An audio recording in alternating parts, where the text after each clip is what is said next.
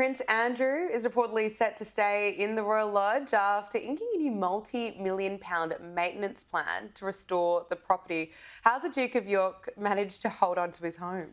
I mean, this is just, quite a surprising update. This ongoing saga, will he be evicted, will he not?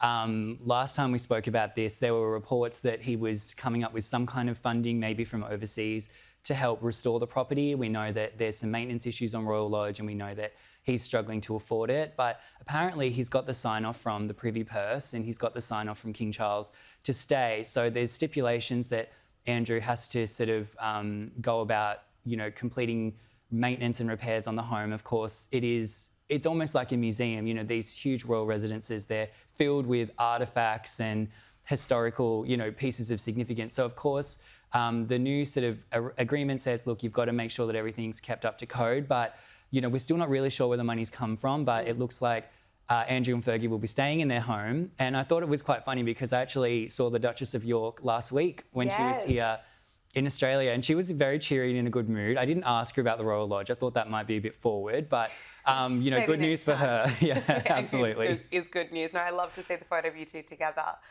Meghan Markle's estranged half-sister, Samantha, she has continued her legal fight over claims made in the Sussex's Netflix documentary. Why is Samantha suing the Duchess of Sussex?